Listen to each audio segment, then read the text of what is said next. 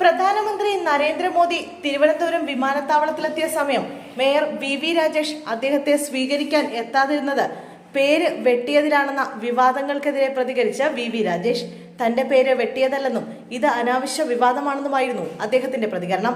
പ്രധാനമന്ത്രിയുടെ 2 പരിപാടിയിലും മേയറുടെ സാന്നിധ്യം ഉറപ്പാക്കണമായിരുന്നു. അതിന്റെ ഭാഗമായി പാർട്ടി തീരുമാനിച്ചതനുസരിച്ചാണ് താൻ വിമാനത്താവളത്തിൽ എത്താതിരുന്നത്. പ്രധാനമന്ത്രിയുടെ വാഹന വ്യൂഹത്തിനൊപ്പം മുഖ്യമന്ത്രിക്കും ഗവർണർക്കും മാത്രമേ അനുമതി ഉണ്ടായിരുന്നുള്ളൂവെന്നും വി രാജേഷ് പറഞ്ഞു. BJPയുടെ കോർപ്പറേഷൻ വിജയത്തിന് പിന്നാലെ തിരുവനന്തപുരത്തെത്തിയ പ്രധാനമന്ത്രി നരേന്ദ്രമോദിയെ സ്വീകരിക്കാൻ വി രാജേഷ് എന്തുകൊണ്ട് വിമാനത്താവളത്തിൽ എത്തിയില്ല എന്നത് ചർച്ചയായിരുന്നു. ഗവർണർ രാജേന്ദ്ര അർലേക്കർ മുതൽ BJP നേതാക്കൾ വരെ വിമാനത്താവളത്തിൽ മോദിയെ സ്വീകരിക്കാൻ എത്തിയിരുന്നെങ്കിലും അവിടെ മേയറുടെ സാന്നിധ്യം ഉണ്ടായിരുന്നില്ല. ഇതോടെയാണ് സംഭവം ചർച്ചയായത്. സാധാരണ പ്രധാനമന്ത്രി, രാഷ്ട്രപതി തുടങ്ങിയ ഉന്നത പദവിയിലുള്ളവർ എത്തുമ്പോൾ മേയർ പോകുന്നത് പതിവാണ്.